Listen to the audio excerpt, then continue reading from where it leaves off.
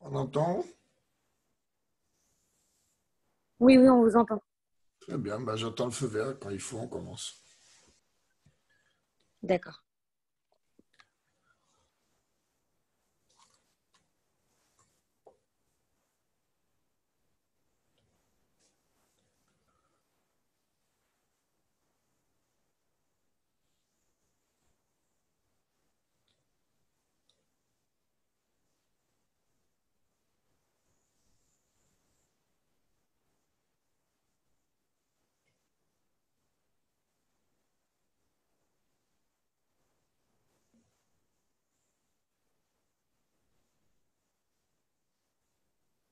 Ok, je pense qu'on peut commencer, Rav Mazouz. Bien.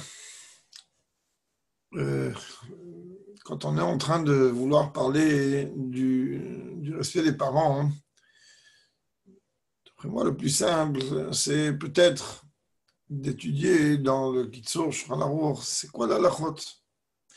Beaucoup de gens, beaucoup de personnes n'ont pas idée de ce que représente réellement, de ce que la Torah demande par rapport au respect des parents. Avant de rentrer dans la halachot, qu'on pourra étudier, qu'avec le on va étudier en tout cas en partie, si c'est pas tout, c'est pas très long.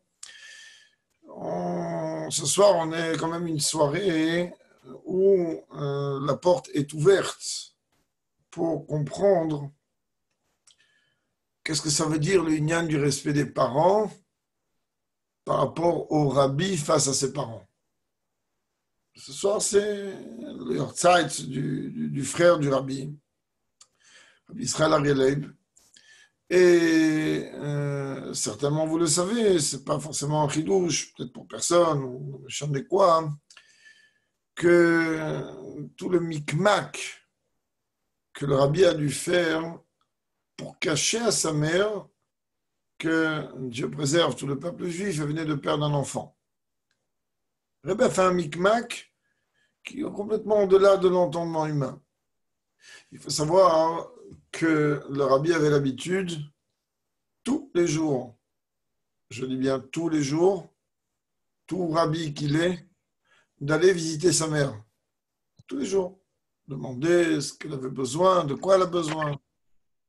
Tous les jours, le rabbi voyait sa mère.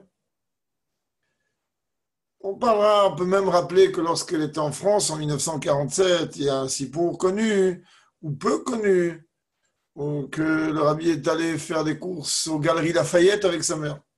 Alors les Mekoucharim, quand ils vont à Paris, en France, ils s'arrêtent au moins quelques minutes aux Galeries Lafayette, peut-être pas au rayon chapeau pour femmes, mais peut-être qu'ils traversent par là-bas. Non, mais il y a beaucoup d'ignanim. On voit que le rabbi portait les courses de sa mère aux galeries. Il y a beaucoup d'histoires qui ne sont pas forcément connues ou peut-être, oui, connues.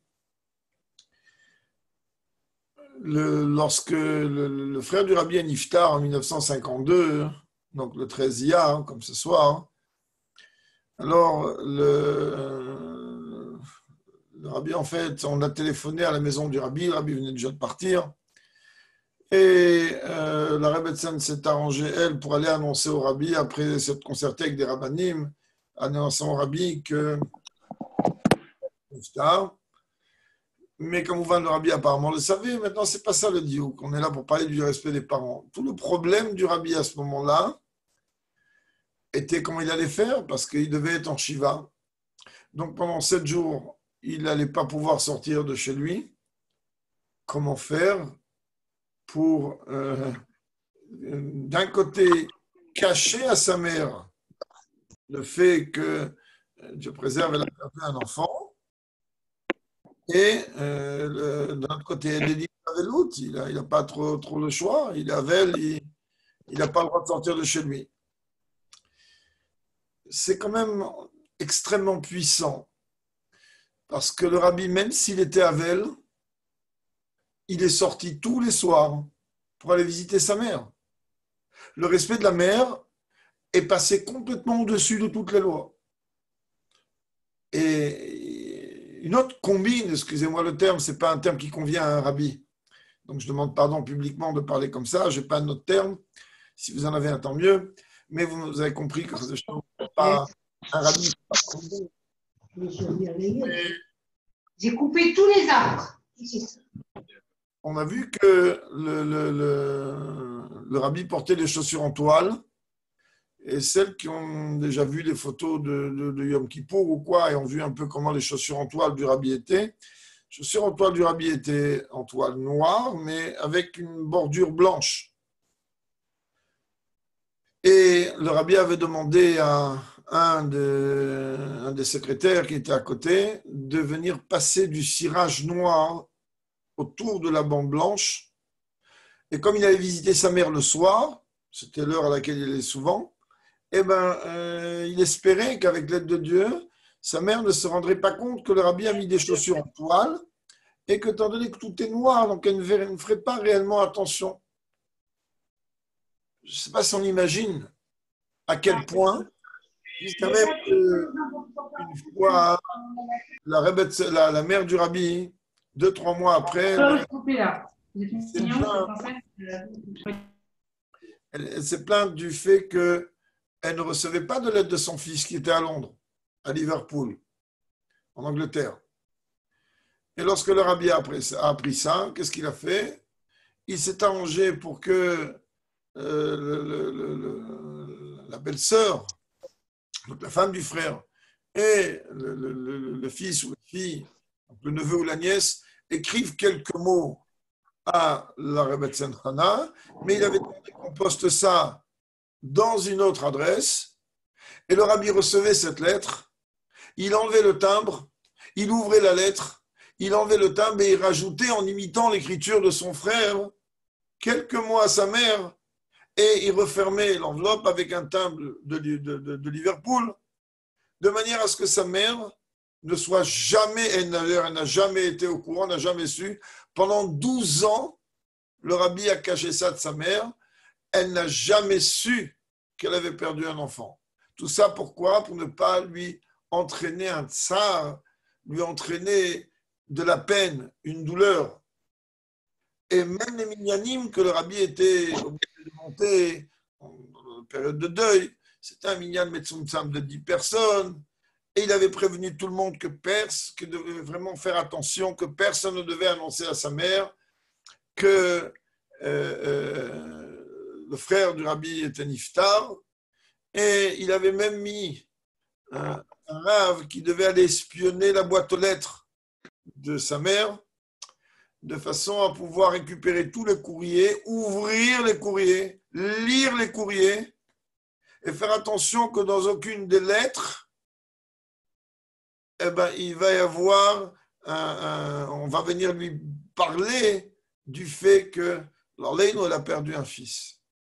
Je ne sais pas si on imagine, il s'agit d'un rabbi, et un rabbi, il a tous ces ignanimes que nous, on ne peut pas comprendre et qu'on ne sait pas ce que c'est, on ne sait pas ce que ça veut dire trop. Et quand même, à partir du moment où il s'agit du respect des parents, alors il n'y a rien qui vient jouer ici. Le rabbi est venu ici nous enseigner comment on doit respecter sa femme, mais ce n'est pas le thème du shiur de ce soir, et je ne pense pas que ce soit un thème qu'on va aborder avec vous de toute manière, en tout cas, pas forcément moi. Mais d'une façon concrète, oui, le rabbi a donné des leçons. Comment on doit, jusqu'à quel point il doit aller le respect du père et le respect de la mère. Alors c'est vrai, vous allez me dire, oui, mais en ce moment, on est en train d'étudier Maseret Sota, on est en train d'étudier le traité de Talmud de Sota, et à la fin, là-bas, de Maseret Sota, on vient nous dire, bah oui, mais t'inquiète pas, hein. Avant la Géoula, l'un des signes de la Géoula, ça va être cette dimension de manque de respect qu'il va y avoir entre les générations. C'est-à-dire que les enfants vont pouvoir même regarder, Dieu préserve, les parents dans les yeux. C'est une chose qui vous paraît aujourd'hui, quand vous m'entendez dire, regardez les parents dans les yeux, vous allez dire, mais qu'est-ce qu'ils racontent? Mais c'est sûr qu'on regarde les parents dans les yeux. Je vais peut-être vous choquer, mais moi, je n'ai jamais regardé mes parents dans les yeux. Et pourtant, bon, je suis certainement vieux, mais pas si vieux que ça. Ça ne m'est jamais arrivé, comme on va le voir dans Shulchan Aruch, que lorsque je me trouvais dans une pièce et que mon père ou ma mère rentrait, je restais assis. Jamais. Je suis toujours levé. Ah, ça paraît vieux jeu. Dans les dynimes qu'on va apprendre dans quelques minutes, mot pour mot, dans le Kitzur Shulchan Aruch, vous allez voir que c'est rien par rapport à ce que la Torah elle demande. La seule chose que la Torah vient nous dire par rapport au lien du respect des parents, qu'on ne doit pas, dans ce cas-là, écouter les parents, c'est uniquement lorsque les parents viennent nous demander d'aller à l'encontre de la Torah. Et encore, il y a une façon de leur dire non.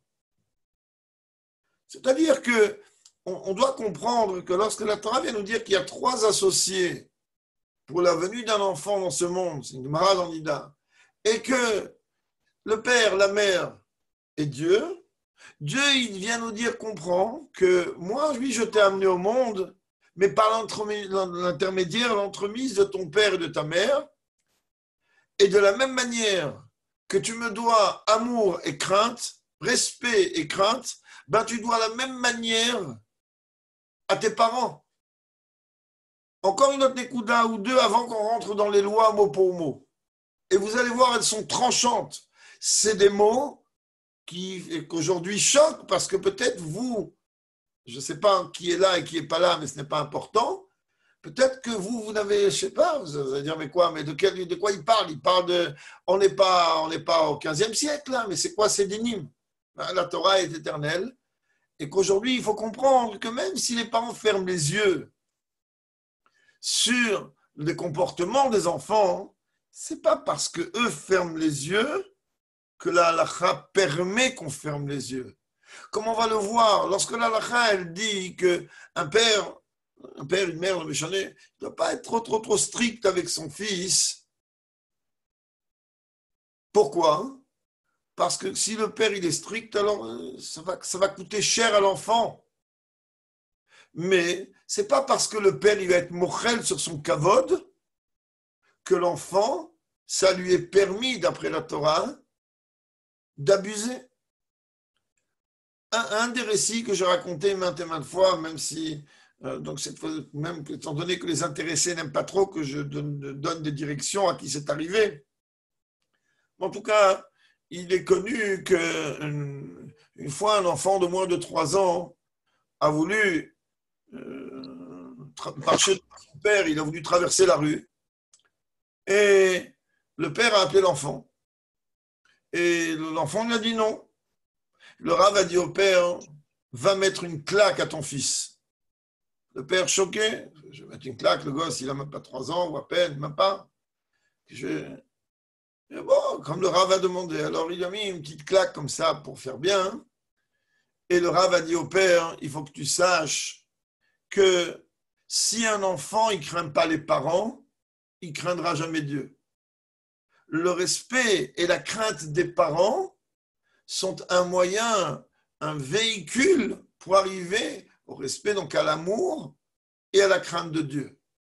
Alors c'est vrai que les générations actuelles sont des générations où il y a énormément de laisser aller.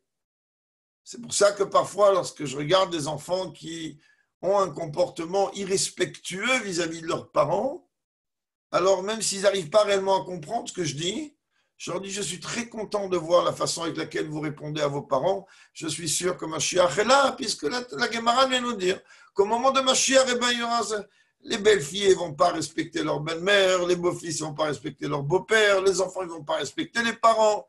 C'est une génération un peu comme ça qui se laisse aller. Mais est-ce que ça veut dire que, parce que le Talmud est venu dire que la génération de Mashiach est une génération un petit peu comme ça brute, alors nous, on doit faire partie de ces enfants qui manquent du respect aux parents, que Dieu préserve que nos enfants nous manquent de respect. Et comprenez qu'il n'y a pas trop où aller, je ne veux pas être moussard, mais quand on parle du respect des parents, il n'y a pas trop autre qu'à parler qu'à être moussard, surtout qu'avec ce qu'on a répété tout à l'heure, que le comportement d'un rêve vis-à-vis de ses parents. Un rêve, mais qu'est-ce qu'il a besoin d'aller faire des courses au Galerie Lafayette, Ribono Shel Olam? Il a que ça à faire. Ah, qui va porter les courses de sa mère, je peux comprendre, mais il aurait pu demander à n'importe qui, 300 000 personnes, ils auraient été avec la Rebbe Tzemchan à faire les courses. Mais ce route-là, il n'a pas voulu le donner à personne. Ce route-là, il n'a pas voulu donner à personne. Il y a une autre histoire que peut-être très peu de gens savent. Et peut-être pas forcément vous, peut-être je me trompe, et peut-être que vous toutes, vous savez déjà de quoi on parle. La Rebbe Tzemchan a demandé à un des rabbanim d'amener des chaussures en toile pour Yom Kippour. Et ce Rav-là est rentré dans le bureau et il y avait le Rebbe là-bas. Et le Rav a dit au Rabbi que sa mère, elle avait demandé d'amener des chaussures en toile. Où il doit les poser. Alors, si vous n'avez jamais entendu parler de ça, ouvrez bien vos oreilles. Ouvrez bien vos oreilles. On est dans le bureau du Rebbe. On est dans Gan Eden Elyon. Là-bas, chaque chose, c'est un olam, un monde. Le Rebbe, il lui a dit à ce Rav, pose-les sur le bureau. Les chaussures sur le bureau du Rebbe. Le Rebbe, il a dit, parce que je n'ai pas trouvé un endroit plus haut pour les poser. C'est les chaussures de ma mère. Vous imaginez 2 secondes de quoi on parle?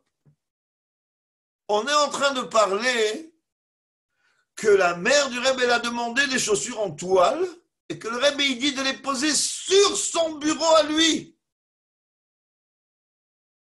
Et c'est un Rebbe, et c'est le bureau du Rebbe, et c'est de Gan Eden Elyon.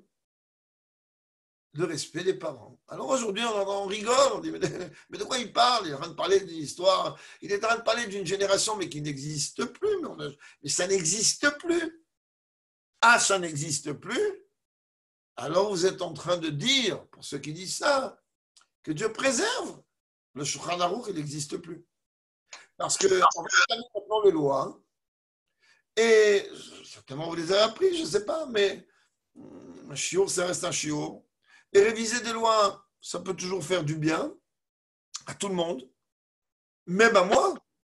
Vous allez me dire même à un moment pourquoi, malheureusement mes parents ne sont plus de ce monde. Mais là, on voit en Shulchan Aruch que même quand les parents ne sont plus de ce monde, on se doit de les respecter et de les honorer et de les aimer et de les craindre. Mais comment on fait? Alors, je vais prendre le Kitsour, je ne vais pas prendre Shulchan Aruch, sinon on va rester après-demain. Hein. C'est le Siman 143, hein. Les lois du respect du père et de la mère. Kitsour Shulchan Aruch. Pas besoin d'aller chercher très loin. La halakha, elle dit comme ça. Tsarich leizaher meod bekibud aviv ve'imo v'morav. Il faut veiller à faire très attention à honorer et à craindre son père et sa mère. Parce que la Torah les a mis à la même hauteur, au même niveau que le respect et la crainte de Dieu.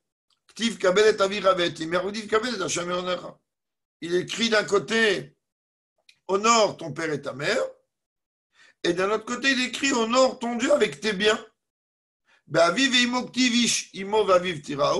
Concernant le père et la mère, la Torah est venue dire, un homme, il doit craindre son père et sa mère.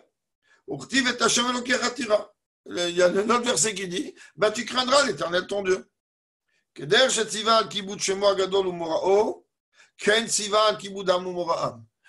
Shulchan Aruch, il dit que de la même manière, identique, que Dieu a ordonné de le craindre et de le respecter, les mêmes termes Dieu a utilisés concernant la crainte et le respect du père et de la mère. Et là, le Shulchan Aruch rapporte ce que je vous ai cité tout à l'heure, ce que la Gemara nous dit. Il y a 3 associés vis-à-vis de la venue d'un homme ici-bas. Hakadosh Baruch Hu ve'aviv ve'imo. Le père, le Dieu, pardon, le père et la mère. Le Shulchan Aruch rentre dans des inyanim auxquels on n'a pas réellement besoin de rentrer. Bizman shodam mechabel et aviv et imo, Hakadosh Baruch Hu ma'ale ani alem keilu darti benhem ve'kibdoni. Shulchan Aruch dit que Dieu nous dit, si un homme, une femme, le méchant, honore, respecte son père et sa mère, eh bien moi je considère comme si j'ai résidé parmi eux et ils m'ont honoré et respecté. Ça, ce n'est que le premier saïf du Shulchan Aruch, du Kitsour. Rien que déjà avec ça, hein, on a déjà un peu froid dans le dos. Parce que si on est honnête avec nous-mêmes, eh ben, en étant honnête avec nous-mêmes, on va très vite arriver à se dire, mais Ribono Shel Olam, Dieu, j'arrive à craindre quand même un peu plus que mon père et ma mère. Mais combien de fois mon comportement il n'a pas été adéquat? Combien de fois? Bête. Alors la question est, ça veut dire quoi craindre? Est-ce que ça veut dire, comme on dit, il y a une blague qui est connue, parce que la Torah elle dit très bien que le père il faut honorer et la mère il faut craindre. Parce qu'en général, le père on le craint et la mère on honore plus qu'autre chose. Alors c'est marqué, mais chez Nirnas Av Mamatim, Simra. Alors, bien que c'est indiqué concernant le mois de Av, que quand le mois de Av il rentre, alors on doit diminuer la joie. On dit non, combien de fois les mamans elles disent aux enfants, attends que ton père il va rentrer, tu vas voir ce que tu vas prendre. Alors, mais chez Nirnas Av Mamatim Besimra. Ça, c'était pour la blague. Mais d'une façon concrète, maintenant, la question qui est posée, c'est qu'est-ce que c'est la crainte? Ça veut dire quoi, craindre les parents? Ça veut dire quoi? Ça va être Dieu préserve des tyrans? Ils vont nous tyranniser? Non, pas du tout. Et là, vous allez voir que aujourd'hui, on ne fait pas attention à ça, alors que c'est indigne dans Shulchan Aruch. C'est indigne, c'est une halakha. Première halakha, c'est quoi la crainte? Lo ya'amod bimkomo miyuchad lo la'amod sham, besod zkenim im chaverav ou makom miyuchad lo leitpalel. Il n'a pas le droit de se tenir dans l'endroit où son père a l'habitude de se tenir à la choule ou dans l'endroit où il prie. Si son père il a un endroit précis où il se tient debout, il n'a pas le droit. Velo yeshem bimkomo miyuchad lo, là ça me fait encore moins qui va venir s'asseoir sur le siège qui est réservé au père à la maison. En aucun cas, un fils, il a le droit, un fils, une fille, il a le droit de s'asseoir. Il n'a pas le droit de contredire lorsqu'il entend son père qui parle. On ne parle pas maintenant des problèmes de père-mère. C'est clair que les enfants n'ont pas le droit de se mêler. Il n'a pas le droit non plus de cautionner, enfin de prendre faveur dans la parole du père devant lui. Même dire que, ouais, ce que dit mon père, c'est vrai. Qui t'a demandé quelque chose à toi? C'est ton père qui parle. Maintenant, jusqu'où ça va cette crainte? Regardez bien cet exemple. Entendez bien, s'il vous plaît. Et je pense que chacun, quand il va entendre cet exemple, si vous ne l'avez pas étudié auparavant, pourtant je répète, ce n'est que le Kitso Shulchan Aruch donné à la portée de tout le monde. C'est un exemple qui est d'une puissance énorme et qui laisse à réfléchir. Il dit, tu veux savoir jusqu'où elle va la crainte? Voilà, on va imaginer que le fils est habillé avec des vêtements très riches. Il a acheté un costume chez Smalto ou chez Saint-Laurent, ou je ne sais pas qui. Et voilà que le fils, avec son beau costume, on va imaginer que le fils, c'est un chassid avec son beau surtout qu'on soit, il se tient en train de faire un discours. Il est chef de communauté. Entendez bien. On est en train de parler d'un enfant qui dirige une communauté et voilà qu'il est en train de faire un discours devant les gens. Il est habillé Biglé Shabbat, tout ce qu'on veut, et il est en train de faire un discours devant les gens de la communauté. Et voilà que son père ou sa mère viennent, et devant tout le monde, entendez bien, ils lui ont déchiré ses habits, ils lui ont frappé sur la tête, ils lui ont craché à la figure, je répète, c'est Shulchan Aruch,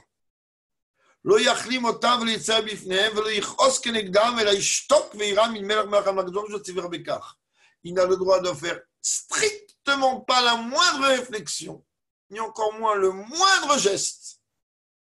Rien dire. Pourquoi? Parce que c'est comme ça que Dieu lui a ordonné. Aval, mais si vraiment il vient d'acheter son costume et que son costume il lui a coûté une vraie fortune et qu'il n'y avait strictement aucune raison pourquoi les parents lui ont déchiré, la seule chose qu'il peut faire, il peut aller demander à un beddin que le père il doit rembourser éventuellement le vêtement. Vous entendez ce que la halakha demande? Quelqu'un, il est déjà à un très très haut niveau, il est un chef de communauté. Son père et sa mère, ils viennent lui déchirer le vêtement, lui mettre une tannée devant tout le monde. Il n'a rien le droit de dire. Rien. Rien. Rien pourquoi? Parce que comme ça, Dieu a ordonné. Ça, c'est pour la crainte. Et c'est où qui vous? Ça veut dire quoi l'honneur? Ça veut dire quoi honorer? Ma'achilo, il doit lui préparer à manger et lui donner à manger. Ou mashkeo, lui donner à boire. Malbish, il doit habiller, il doit le couvrir. Marnisomotzi, il doit le faire sortir ou rentrer, il doit le promener ou l'emmener faire ses courses, comme chané.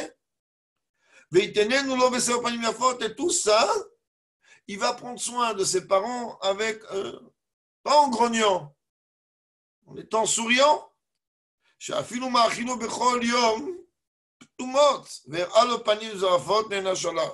Même s'il lui a donné en vérité tous les jours à manger de la volaille grasse, il lui a donné les plus beaux repas, les plus chers, mais il a tiré une tête, on dirait je ne sais pas quoi, eh ben, on a dit, mais quoi, voilà, j'ai honoré mes parents, voilà, j'ai craint mes parents. Maintenant, tu vas être puni parce que tu as tiré une tête quand ton père ou ta mère et t'as demandé à boire ou à manger ou le méchant est quoi. Après, il y a un récit qu'on a vu aussi dans le Talmud. Shulchan le rapporte. Ayu aviv oimo yeshenim. Voilà que son père ou sa mère sont en train de dormir. Ou mafteach hanuto shel ben ta'ad Hashem. Et voilà que le fils, lui, il a un magasin. Et là, il a une superbe affaire à traiter. Seulement, hein, la clé du magasin se trouve sous l'oreiller de son père. Ça lui interdit de réveiller son père ou sa mère, même s'il doit perdre des millions. Il n'a pas le droit de les réveiller. Avali, il y a alors je leur ai dit, mais non, il est seul, pourquoi du comment qui pourrait réveiller son père ou sa mère? C'est dans l'hypothèse où, dans cette affaire qu'il va traiter, alors le père ou la mère vont avoir un gain de ça. Et s'ils ne réveillent pas, alors ils vont être peinés du fait qu'ils n'ont pas eu ce gain. Alors, dans ce cas-là, alors, mitzvah la kitso, c'est une mitzvah de le réveiller. Pourquoi? Parce qu'il va se réjouir. Général va réveiller son père, papa, il ne faut pas le réveiller comme un sauvage, mais désolé de te réveiller, mais voilà, tu vas gagner, je ne sais pas combien, le père va être content. Mais Rav, j'ai une question. Si, on va dire, on se retrouve devant la porte, on a oublié les clés. Si on ne réveille pas nos parents pour rentrer, ils vont être énervés qu'on est resté dans la rue. Et si on les réveille, alors c'est un problème. Alors, qu'est-ce qu'on fait? Alors, je vais, même si pas tout le monde aime ça, mais je vais te prendre un cas qui m'est arrivé à moi quand j'étais jeune. Pourquoi chercher très loin? C'est arrivé un soir, je revenais de la Farbringen et il n'était pas très tard, il était 2h, 2h30 du matin, pas très tard. Bon. Et je me suis aperçu que je n'avais pas la clé. Alors j'ai tapé pendant 5-10 minutes, un petit peu comme ça, et personne ne m'a répondu. Sachant de toute façon que mon père, Alav Shalom, se lèverait vers 6h, 6h30 pour aller à la choule. Roulons. Qu'est-ce que c'est fait? Je me suis endormi sur le pas de la porte. Et quand mon père a ouvert la porte, il m'a vu comme ça recroquevillé, endormi devant la porte. Il m'a réveillé. Qu'est-ce que tu fais là? Je lui ai dit, j'ai oublié mes clés et je ne voulais pas te réveiller. Il m'a dit, Chazak ou Barou, rentre dans ton lit. C'est comme ça que j'ai fait. Alors, est-ce que c'est comme ça qu'il faut faire? Je ne sais pas. En tout cas, comme ça, moi, j'ai fait pour ne pas réveiller mes parents. Et c'est sûr et certain que si j'avais entendu, à l'époque, il n'y avait pas de portable, encore aujourd'hui, ils peuvent appeler, on peut appeler, où tu es pas. Mais c'est sûr et certain que si j'avais entendu un bruit qu'ils étaient réveillés, alors j'aurais peut-être tapé un peu plus fort pour me dire, mais ils sont réveillés, donc ils doivent certainement s'inquiéter, et je voudrais éviter de les inquiéter. Aujourd'hui, le problème, il se pose beaucoup moins, car aujourd'hui, il y a, grâce à Dieu, des outils à travers lesquels on peut effectivement envoyer un message aux parents si on ne veut pas les réveiller, on veut te laisser sonner 1 ou 2 fois, À l'époque, il n'y avait pas de téléphone en Tunisie, fréquent, même en France au début, le téléphone faisait tellement de bruit qu'on n'osait même pas appeler. Et d'abord, aller trouver une cabine, ce n'était pas toujours évident. Aujourd'hui, le problème ne se pose pas réellement parce qu'il y a, où on peut envoyer un message en disant, écoute, papa, maman, ne t'inquiète pas, j'ai été dormir chez un copain, enfin pour un homme, j'ai dormi chez un copain et parce que je ne voulais pas te réveiller. Mais aujourd'hui, les gens, on trouve normal que les enfants, ils savent que les parents, ils dorment. Ils sont en train de faire du bruit, de mettre la musique à fond, de jouer au foot dans la maison. Bref, des cas, je peux en prendre à en revendre. Mais c'est complètement inconscient, car ça va totalement à l'encontre du Shulchan Aruch. Alors, encore une fois, c'est vrai qu'on est génération de Mashiach. C'est vrai qu'on est génération de Chutzpah Yazge, l'effronterie elle est au plus haut niveau et que les enfants, ils osent regarder les parents en face. C'est pas une bonne chose. Même si parfois on a un peu le cœur serré d'être obligé d'éduquer les enfants un petit peu à la sévère. Alors, quand je dis, je ne veux pas entrer maintenant sur le chinour des enfants, maintenant c'est le chinour de comment on respecte les parents. Mais, Kamouvan, sans être des gens brutaux, sans lever la main, eh bien oui, il faut quelqu'un qui veut respecter, faire respecter la halakha, eh bien oui, il faut éduquer les enfants d'une façon, on ne doit pas laisser une efkerout. Parce qu'aujourd'hui, tous les problèmes que nos enfants subissent, eh ben, j'espère qu'ils ne sont pas là, parce que je ne sais pas qui est là et qui n'est pas là, mais de toute façon, j'assume ce que je dis. Tous les problèmes que nos enfants subissent aujourd'hui, c'est à cause de notre éducation, c'est à cause de notre manquement à nous. Parce qu'on n'a pas su être assez dur ou peut-être qu'on a été trop dur.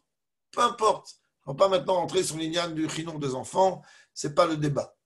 Mais d'une façon concrète, il est clair et net qu'un père normalement constitué, lorsqu'il s'aperçoit que son fils, il y a quelque chose qui s'est passé avec lui, c'est sûr et certain que le fils il est majeur et vacciné et qu'on a envie de lui tirer les oreilles. Mais de façon concrète, un bilan propre, le père il se dit, mais parce que moi, il y a quelque chose qui m'a échappé. Il y a quelque chose qui m'a échappé à moi dans l'éducation de mes enfants.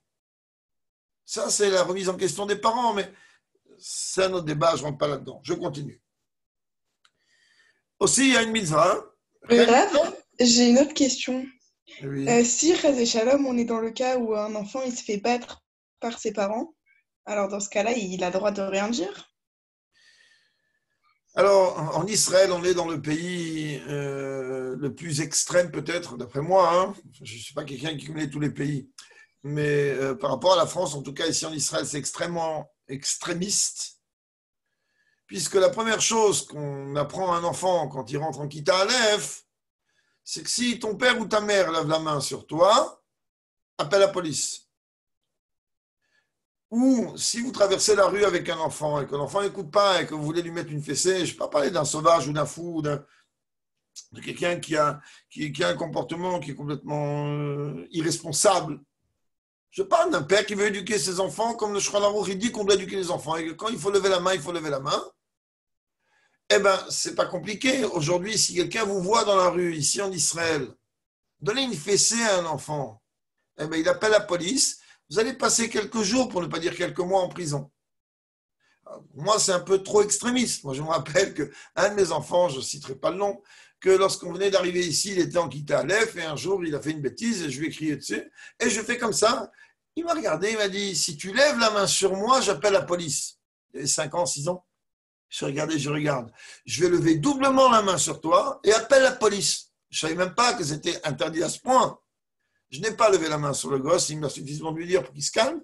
Seulement quand j'ai parlé à un rave le lendemain de cette histoire, il m'a dit, remercie Dieu que tu n'as pas levé la main sur lui, car si tu avais levé la main sur lui et qu'il aurait porté plainte, aujourd'hui, tu aurais été pour quelques jours tranquille en prison. En Israël, ils ne font pas de cadeaux. Alors, encore une fois, je ne vais pas dire ils ont raison ou ils ont tort, le méchané, parce que malheureusement, des fous, il y en a partout. Mais là, elle dit que oui. Shlomo HaMelech, il dit que celui qui préserve son fils du bâton, il le hait. C'est-à-dire qu'il faut corriger un enfant. Bon, moi, je n'ai pas eu besoin de mettre des claques et encore moins des coups de bâton à mes enfants. Mais là, dans certains cas, il dit que oui. Et on ne parle pas, encore une fois, il y a des dynimes sur ça. On ne va pas maintenant parler des dynimes de chinour des enfants. Ça encore, c'est il y a toute une chita du rabbi là-dessus, il y a qui est basée sur la halakha, sur le Shulchan. C'est des choses que Shulchan Aruch, il dit clair que même un moré, il doit lever la main sur un enfant. Essayez aujourd'hui qu'un moré lève la main sur un enfant. Oh, il va y voir. Alors aujourd'hui, les méthodes sont différentes. Mais aujourd'hui, les méthodes elles sont différentes, mais la halakha, elle ne bouge pas. La halakha, elle ne bouge pas, ok.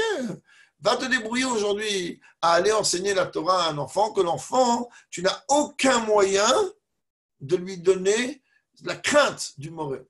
Moi, j'étais moré pendant plus de 25 ans, et merci mon Dieu, j'ai jamais eu besoin de ma vie de lever plus que ma voix. Et encore. Ça dépend des professeurs, ça dépend des morim, ça dépend des cas, ça dépend des ignanim. Et ça, c'est le ignan des enfants et du chinou des enfants. J'espère avoir répondu à ce que vous avez dit. Pardon? Merci beaucoup. Avec plaisir. Je répète, pour l'instant, ce sont des simples lois, mais je veux que ces lois-là, elles rentrent dans l'esprit de chacun, qu'on comprenne qu'on est en train de parler du kitsur Shulchan Aruch. C'est-à-dire quelque chose qui, a priori, est à la portée de tout le monde. Elle dit aussi, c'est une mitzvah de réveiller le père, ou la mère, le méchané, pour aller accomplir une mitzvah, ou le père pour aller à la shul. Pourquoi? Parce que tout le monde c'est qui? Aussi bien les enfants que les parents ont l'obligation de respecter Dieu et d'honorer Dieu. Baruch béni soit-il. Autre halakha. Sifei. היה צריך איזה דבר בעיר, ויודע שישלימו חפצו בשביל אביו, אך על פי שיודע שגם בשבילו יעשו לו, לא יאמר עשו לי בשבילי, אלא אמר עשו לי בשביל אבא, כדי לקרוא את הכבוד באביו. Quelqu'un, il va aller à un enfant, il a besoin de quelque chose dans la vie. Il sait que si il va venir dire, écoute, il va rentrer chez un commerçant, regarde, moi j'ai besoin de ça, et il sait que le commerçant, il va lui faire un cadeau, il va lui donner une bonne marchandise, mais je ne sais quoi, eh bien, il se doit à l'enfant de dire qu'il voudrait que la marchandise soit au top niveau pour le kavod de son père, et pas pour son kavod à lui, et pas pour la relation qu'il peut avoir avec ce commerçant. Autre nekuda, et je voudrais qu'on arrive vite au saïf tête, parce que pour l'instant on est qu'au vav, et c'est court, et là vous allez voir que c'est une des questions qui est souvent posée, et que beaucoup de gens se posent. De toute façon, j'espère qu'on arrivera. Amar Elohim à ses hôtes vers ça. Voilà un cas courant. La mère, elle vient, elle dit à un enfant, fais ça. Et l'enfant, il écoute sa mère, il a fait. 2 minutes après, le père, il arrive, cas très fréquent. Il dit, maintenant, je ne comprends pas qui t'a dit de faire ça. Ça veut dire quoi maintenant? Le Shulchan il dit, la façon avec laquelle le père, il va demander qui t'a dit de faire ça, l'enfant, il doit très vite analyser. Est-ce que s'il va dire c'est maman, ça va être, comme on dit chez nous en russe, chlet ou dret? Alors là, il va dire tout de suite, ou s'il va dire comme ça, je vais l'amour. Et il sent que s'il va dire c'est maman qui m'a demandé de faire ça, alors le père, il va se mettre en colère contre la mère. Il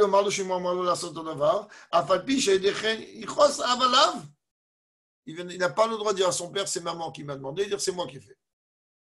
Ensuite, si la mère veut dire, mais non, c'est moi qui lui ai dit, c'est son business. Mais lui, il n'a pas le droit de mettre la zizanie entre son père et sa mère. Il n'a pas le droit.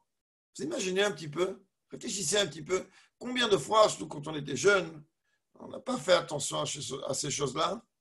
Combien de fois, ça ne nous a pas réellement gêné de se mettre du côté du père ou de la mère, même si derrière, ça allait faire des histoires entre les deux. Et voilà un digne que je vous disais tout à l'heure. Je n'ai pas dit ça, Chas Shalom, pour tirer un orgueil de ça, mais que Baruch Hashem, oui, au fond de moi, je remercie Dieu d'avoir eu cette éducation et de l'avoir accomplie, en tout cas, dans la quasi-totalité des cas.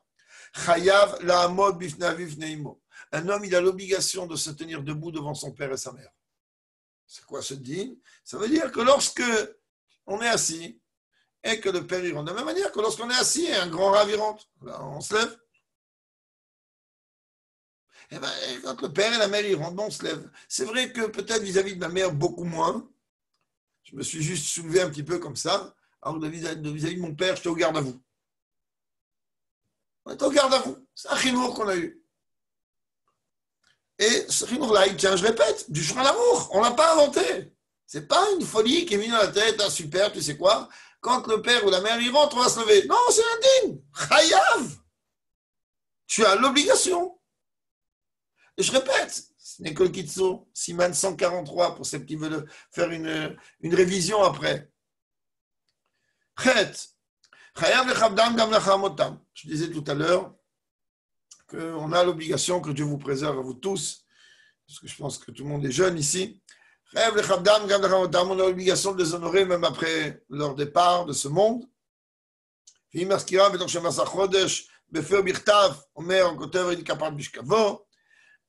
donc, même quand il écrit, alors il doit dire que moi, je prends sur moi toutes les souffrances de l'aneshama de mes parents là-haut. Ça, c'est pendant les 12 mois. Après les 12 mois, Kamouvan, alors on écrit Zichrono Livracha, juste comme ça, mais je passe vite sur ça, je ne veux pas qu'on parle de ça, ce n'est pas réellement la chose utile ce soir. Avec l'aide de Dieu, que personne n'ait besoin de savoir ça. Tête, enfin on arrive. Afilu aviv racha, ou ben l'averot. Combien de fois cette question elle m'a été posée? C'est très très bien que bon Hachem chez Chabad, on essaye en tout cas de rapprocher beaucoup de juifs à Torah et Mitzvot. Et ça arrive malheureusement très souvent que le père et la mère ne respectent pas du tout Torah Mitzvot, ni Shabbat, ni Kashrut, et des fois même pas Yom Kippour. Alors l'enfant il vient dire mais quoi? Comment je fais? Alors Shulchan Aruch il lui répond Sif tête. Afilu aviv racha ou bal averot.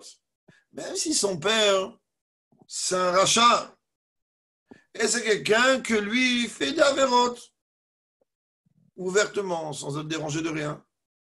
Mais chabdo mitcharem imenu. Tu as l'obligation de l'honorer et de le craindre. Afilu, le Shulchan Aruch va plus loin. Afilu mamzer chay bikibud aviv umorao. Même un enfant illégitime, il a l'obligation de craindre et d'honorer son père. Il y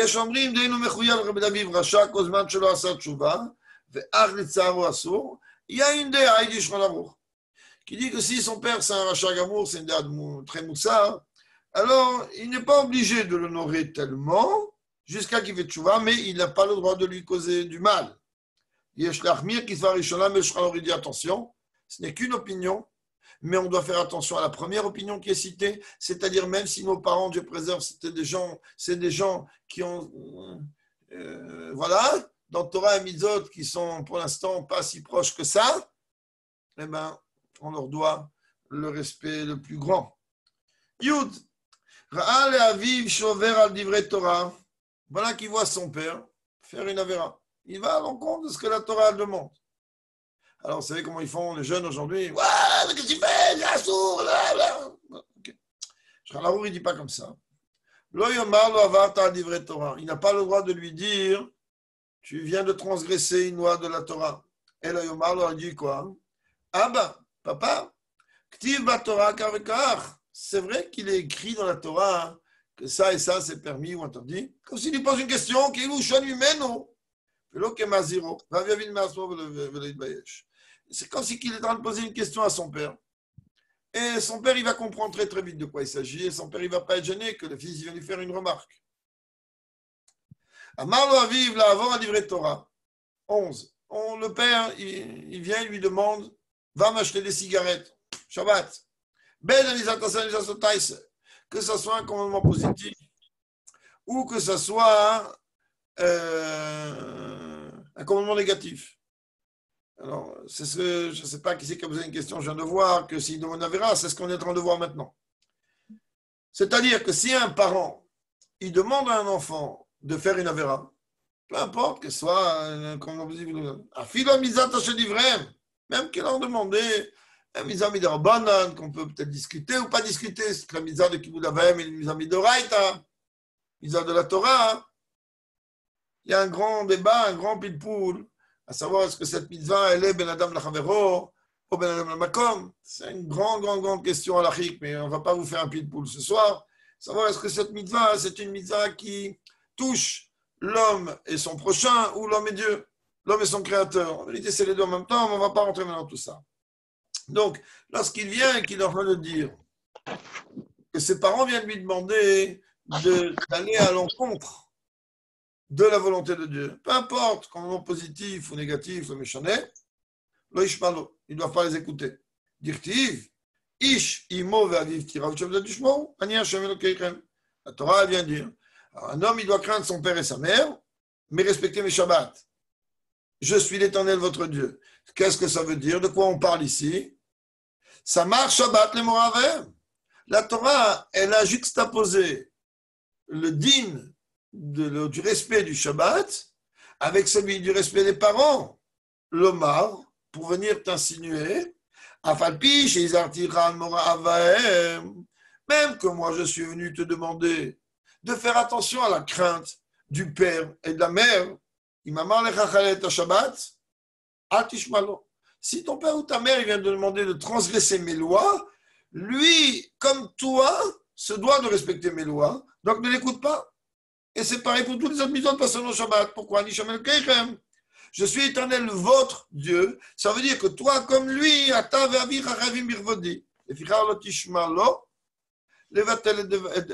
donc tu ne dois pas l'écouter afin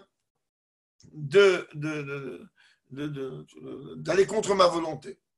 Et quand mitzvot de Rabbanan, même les mitzvot de Chachamim, c'est aussi la volonté de Dieu et la Torah demande. Donc dans ce cas-là aussi, on ne va pas venir écouter. Allez. Alors encore un cas, ce sont des cas courants, mais vous allez voir que tous ces cas-là, ils sont traités dans le Kitzur Shalaruch. Son père, il vient, il lui dit, je ne veux pas que tu parles avec un tel. Comme cette fois arrivé qu'on était enfant, je ne parle pas avec celui-là, je veux plus que tu parles avec lui. Il lui dit attention, ou bien ne lui pardonne pas à cet enfant, qu'est-ce qu'il t'a fait, ou qu'est-ce qu'il m'a fait, ou qu'est-ce qu'il n'a pas fait. Et l'enfant, lui, il veut faire Avat Israël, il veut faire Ardout. Il veut pas aller, il veut pas être fâché avec quelqu'un. Voilà. Regardez bien. Si l'enfant, il veut faire la paix avec ce garçon, ou la paix avec cette personne, avec lequel ou laquelle le père, il est en bisbise, eh bien, le Shulchan il dit, il ne faut pas écouter le père dans ce cas-là, qui a soulis no shumiyudi. Car il est interdit de haïr quel que soit le juif, et peu importe ce qu'il a fait ou ce qu'il n'a pas fait, le seul cas où la Torah peut permettre, qu'on a expliqué encore, il faut comprendre réellement ce que ça veut dire, de tester un juif, comme le Rebbe déjà explique, comme le Tanya a déjà expliqué là-bas, dans Igeret HaTshuva, qu'en vérité, on ne déteste pas le juif, on déteste le mal qu'il y a dans le juif. Et le bien, un juif, il faut l'aimer en tant que tel. Yudbet, comme on va tout faire, on fait encore un saïf. Après, si vous avez des questions, vous pouvez les poser. Puis, comme après, on vous laissera tranquille. Bien que ce n'est plus très long, il y a juste encore une dizaine de sifim, mais je ne sais pas combien de temps il est imparti ici. Alors, Imabel Rotzel Heret les Emakom Lilmot Torah. Combien de fois ça arrive aujourd'hui? Bon, Hachem, les enfants, ils font tchouva. Et il va aller à l'Yeshiva, il va à la Tombret Mimi, il va à la Brunois, il va aller peu importe où. Il va aller dans un autre endroit parce que là-bas, il peut apprendre mieux que partout ailleurs. Et le père, il ne veut pas. Peu importe la cause, peu importe la raison. Il n'est pas obligé d'écouter son père.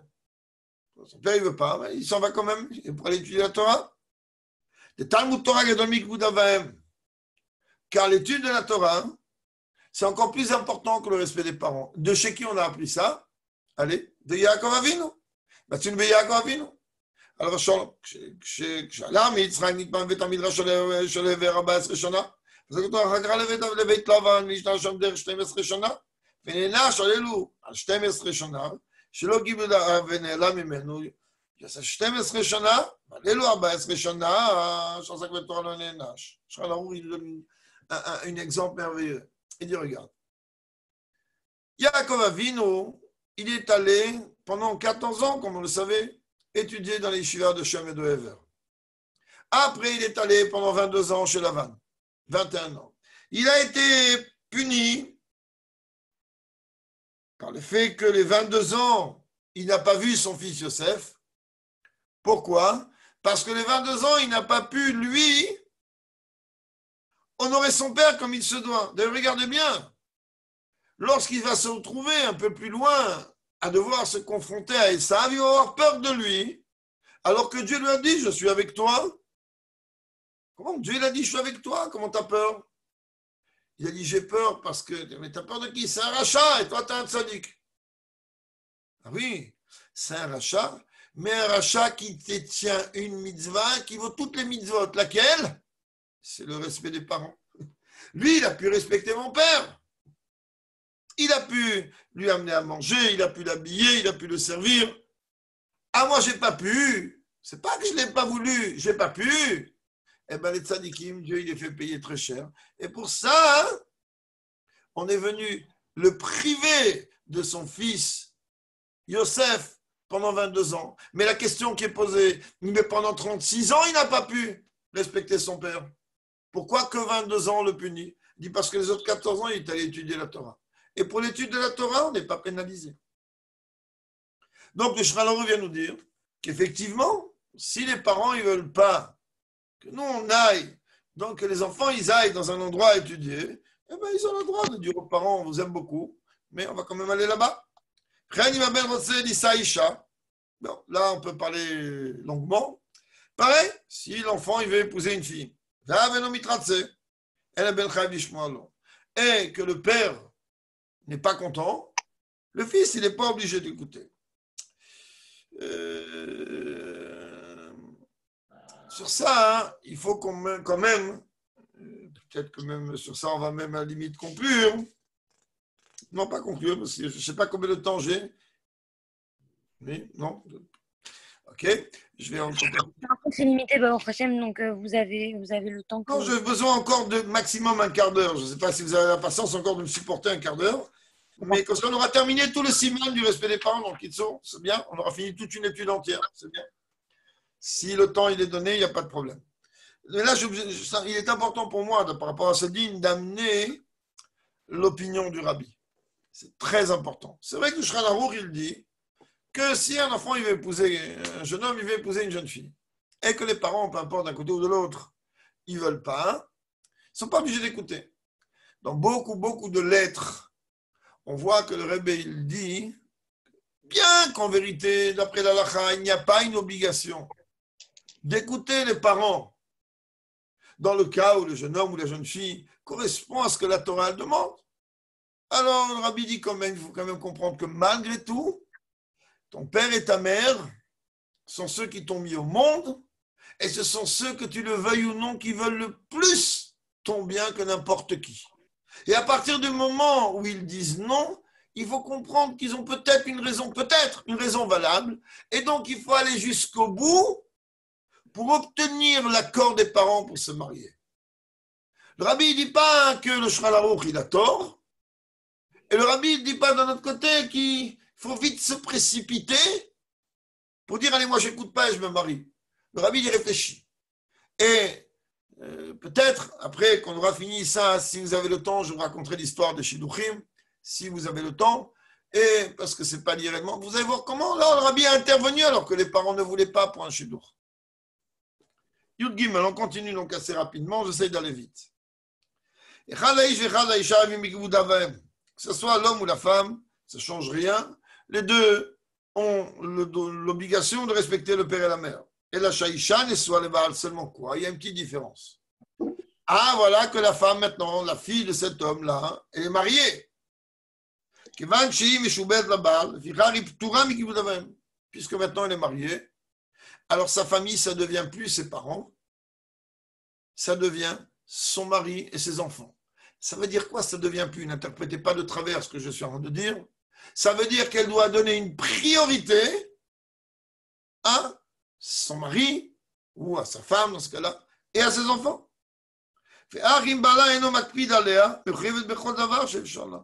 si le mari en vérité il n'est pas trop prise de tête comme on dit dans le langage courant de la rue, quand même elle doit faire tout son possible pour donner la priorité à son mari et à ses enfants.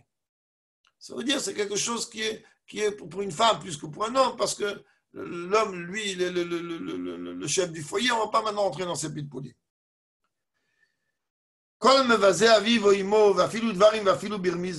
Tout celui qui méprise son père ou sa mère, peu importe, même avec des paroles ou en allusion, on le voit clairement dans la Torah. La Torah, dans Dvarim, elle dit Arur makle aviv ve'imo. Maudit soit celui qui traite avec mépris son père ou sa mère. Quand chacun de Kalvachomer, grâce de Shalom, de lever la voix, ou encore pire, de autre chose, vis-à-vis de son père ou sa mère, que ça c'est quelque chose de gravissime.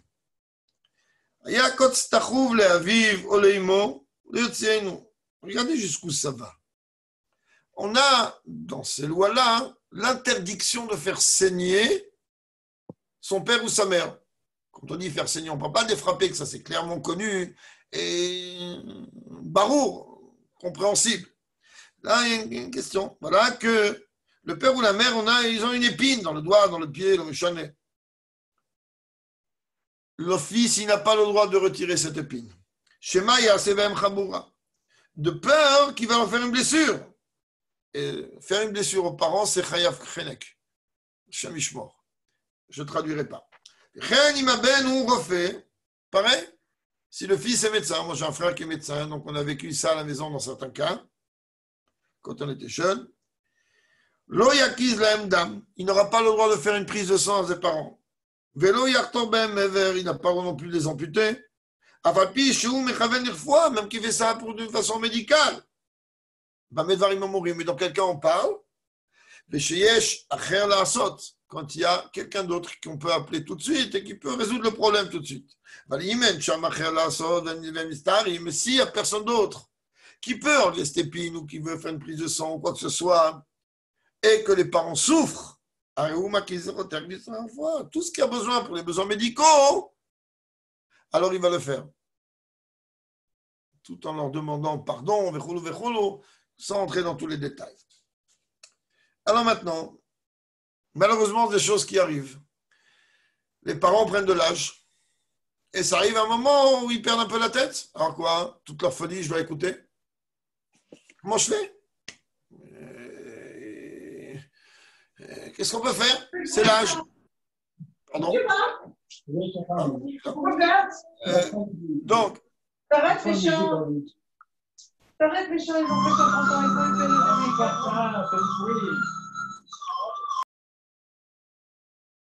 Désolé, c'est bon, j'ai Mishenitrefa dato. Si le père ou la mère, ils ont été malheureusement frappés de démence. Chez la vie au Shalimo. Mishtagan inog imahem kefi datam acherachem Hashem. Il va se comporter avec eux le mieux qu'il peut, jusqu'à que Dieu il ait pitié des parents. Si vraiment le fils il peut plus, parce que ça a pris une ampleur de démence très grave, alors le fils il doit mettre quelqu'un pour s'occuper d'eux, et ce sera pas appelé un manque de respect, parce que justement, pour éviter qu'il va arriver, Dieu préserve, à un manque de respect. On a presque fini. Yudzaïn. Assoul Adam, l'arbid ou l'o albanav ou le dagdek, maintenant il est en train de parler des parents. Il dit, après qu'on est venu expliquer quelle est la relation enfant-parent, et encore je répète, ce n'est que le Kitzur Shulchan Aruch, maintenant on va s'adresser aux parents. Et là vous allez voir que vraiment la Torah elle fait attention à beaucoup de choses. Assour le Adam, le arbid ou l'o albanav. Il est interdit, un père, d'être très comme ça contraignant vis-à-vis de ses enfants, ou d'être trop exigeant sur l'honneur qu'il attend d'eux. Pourquoi? Parce que Dieu préserve, si un père ou une mère vont être trop stricts, plus qu'il n'en faut, eh ben ils vont amener que les enfants, Dieu préserve, ils vont manquer de respect. Et là, il ne doit pardonner, faire comme s'il n'a pas vu, comme s'il n'a pas entendu. Le père qui est prêt à renoncer au respect qui lui est dû, eh ben, le respect n'est pas exigé ici. Ça veut dire, le seul qui n'a pas le droit de renoncer à son respect, c'est le roi. Le roi, à partir du moment où il est roi, même s'il veut être mochet de son kavod, c'est assourd. Il n'a pas le droit de renoncer parce que le kavod du roi, il est directement lié avec le kavod de Dieu. Assour les hakot et beno agadol. Oui, c'est interdit de frapper un enfant, mon papa d'un petit, on parle ici justement d'un grand. C'est interdit de lever la main sur un grand enfant. Mon papa ici, suivant quel âge il a ou qu'il n'a pas. Et la colle est fitivo chez la ben. Tout dépend de la nature de l'enfant.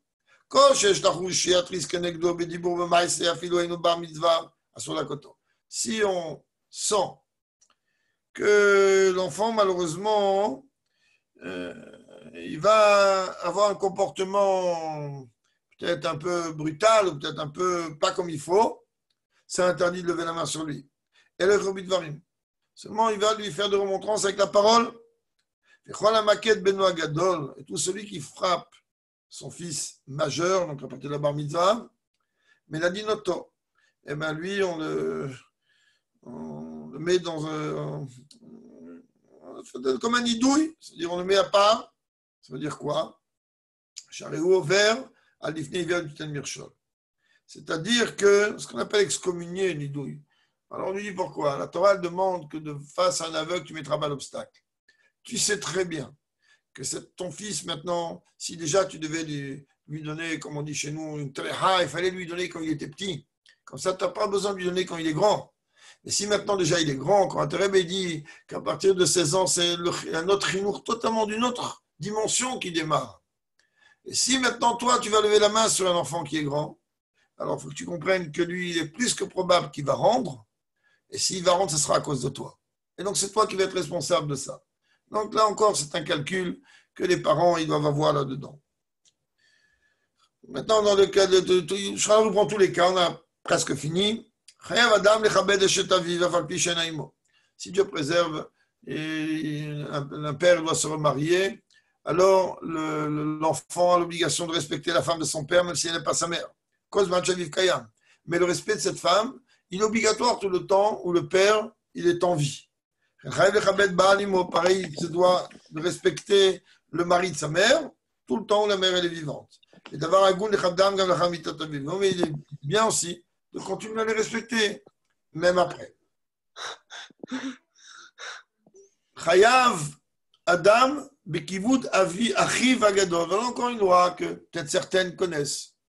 Font attention, pas attention, peu attention. Il faut savoir que la Torah elle a mis au même piédestal le respect du grand frère comme celui des parents. Ben Sheu Achiv Mina'ab, Ben Mina'em, que ce soit son grand frère vis-à-vis du père, grand frère vis-à-vis de la mère. Un homme, il se doit aussi de respecter son beau-père et sa belle-mère. Comme David Amelach, que lui, il a respecté Shaoul, il appelait son papa. Il a appelé mon père. Et on a aussi l'obligation de respecter le grand-père. Seulement respecter son père, c'est plus important que respecter son grand-père. Mais en général, c'est un petit peu l'inverse qui se produit. Allez, encore 3 minutes de patience, on a fini. Termine en disant que celui qui veut réellement respecter son père et sa mère, il doit s'investir, il doit s'adonner à l'étude de la Torah et à l'accomplissement des mitzvot. C'est le plus grand respect qu'on peut donner à nos parents. De manière à ce que les gens puissent dire heureux l'homme ou la femme qui ont fait grandir un enfant comme celui-là. Si l'enfant il va marcher dans le droit chemin, pardon, je ne comprenais pas. Mais si l'enfant il ne marche pas droit, il ne marche pas dans le droit chemin, alors qu'est-ce qu'il va faire? Il va déshonorer ses parents. Parce que les parents, les gens ils vont dire, regarde, tu as vu un petit peu ces gens-là, quelle honte d'avoir fait grandir un enfant comme ça. Pareil, Un père qui veut réellement avoir pitié ou avoir de l'égard pour ses enfants, réellement, il y a Sok Torah Maasim Tovim. Il doit s'adonner à l'étude de la Torah et aux bonnes actions. Des noirs la chambre dans la briotte, et comme ça, avec l'aide de Dieu, il sera bien aussi bien vis-à-vis du ciel, vis-à-vis des créatures. Et comme ça, ses enfants, ils lui apporteront du respect. Mais quelqu'un qui ne marche pas droit dans la vie, malheureusement, mais sa descendance risque de ne pas marcher droit. Malheureusement, comme la Torah dit que parfois les enfants payent pour la faute des parents. Qui dit petit, comme c'est marqué dans les 10 commandements, je ferai payer la faute des parents sur les enfants. Il n'y a pas une cruauté plus grande que ça, que les parents ils peuvent provoquer, je préserve, de chevauchement des enfants à cause de leurs mauvaises actions. Et il n'y a rien de plus grande miséricorde que le comportement d'un tzaddik vis-à-vis de ses enfants, puisque la Torah dit que le tzaddik, il est béni pendant 1000 générations. Dernier saïf, et on aura fait comme ça tout le siman.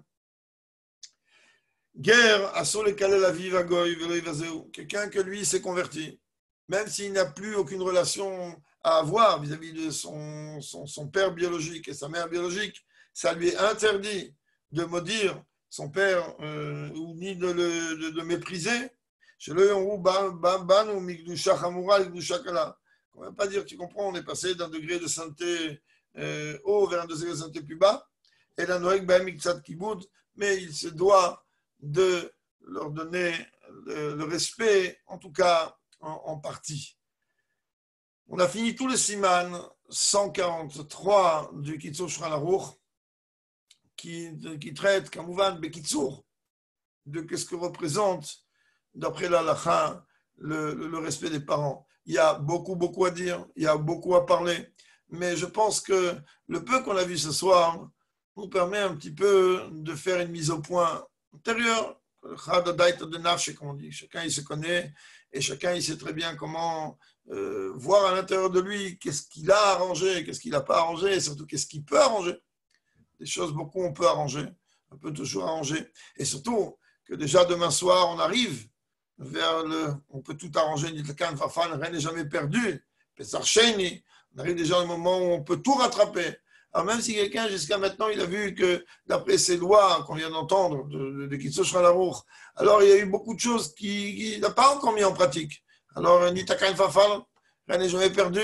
On peut tout de suite essayer de remettre en place tout ce comportement et se travailler énormément, car il faut comprendre que ce n'est pas lié seulement avec l'union de génération. Ce n'est pas parce que la Gemara a dit à la fin de Sota qu'au moment de Mashiach, alors il y aura ce conflit de génération et ce comportement complètement fou, du manque de respect des enfants vis-à-vis de leurs parents, etc., qu'on dit, ben, c'est pas grave, de toute façon, on est Mata Mashiach, et donc c'est la génération qui veut ça, on laisse. Non.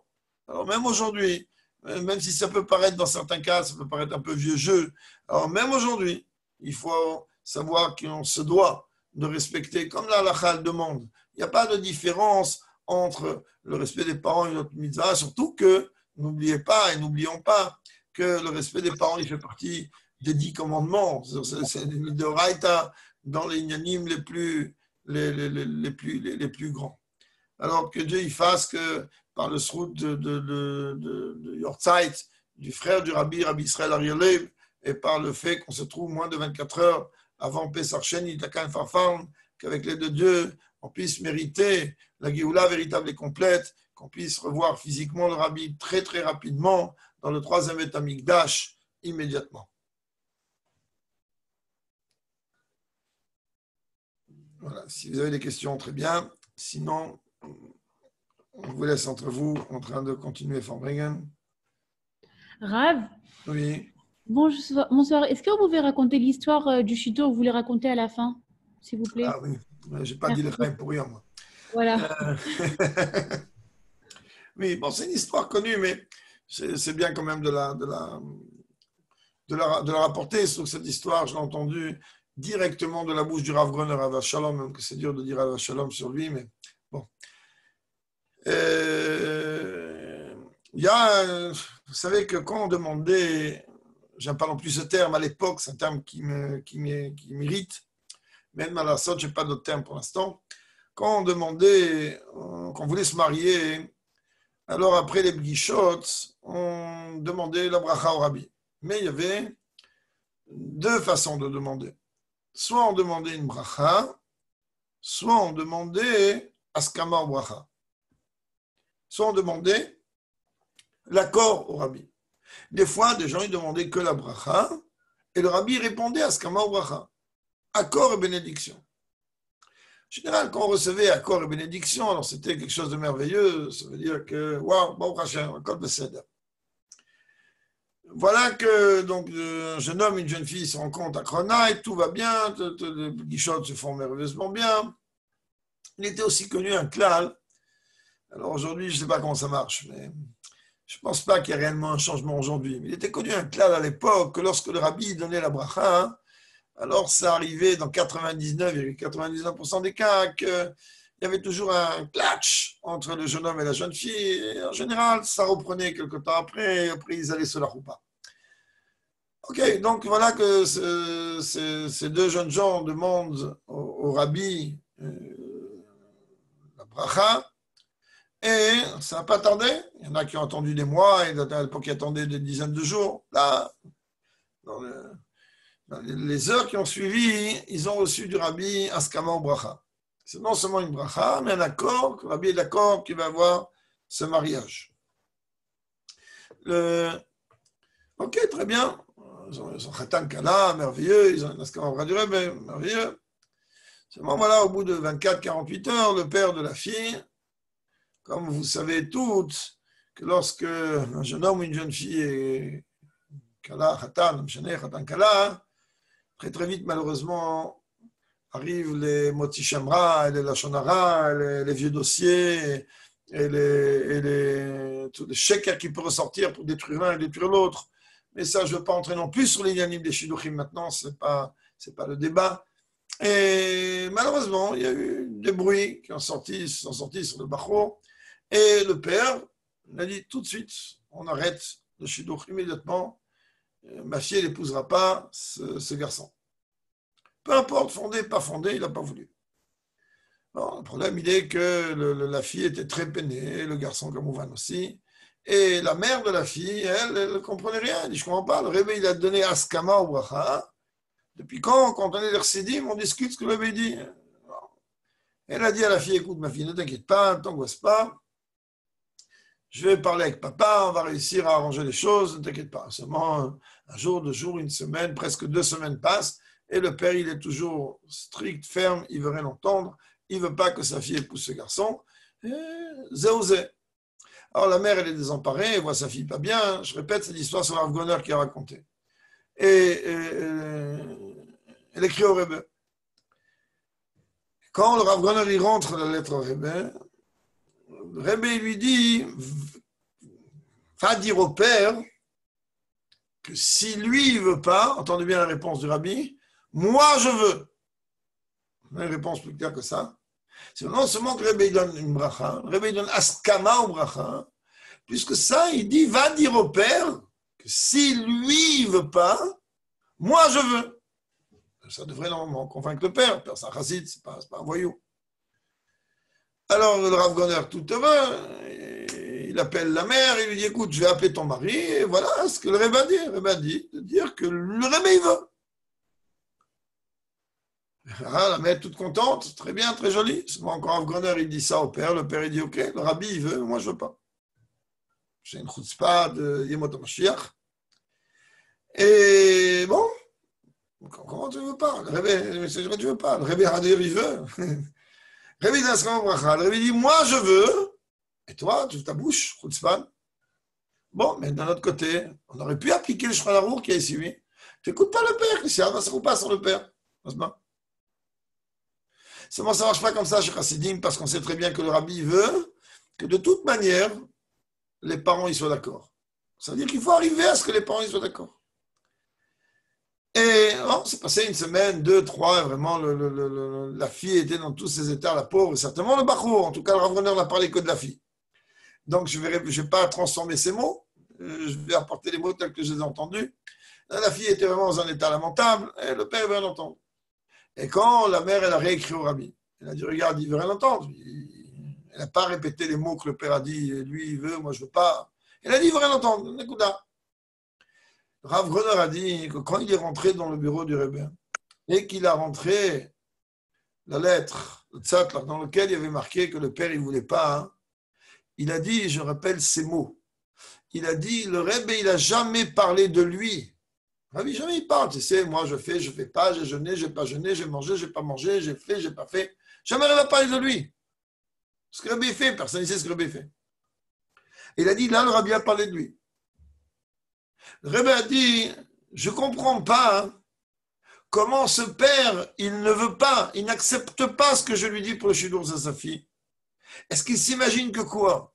Que lorsqu'on me demande une bracha pour un shidur, alors je dis, allez, oui, parce que dans 99% des cas, le Rebbe a dit oui. Et je dis oui comme ça, pour dire oui. Je l'ai béni et ça s'arrête là. Et là, le Rav Groner a dit que le Rebbe lui dit un secret merveilleux. Le Rebbe lui dit, quand on me demande une bracha pour un shidur, je fais aliyat anshama, entendez bien. Ma neshama, elle s'élève là-haut.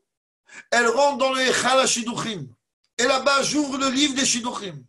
Et je regarde est-ce que telle moitié, elle est liée avec telle moitié.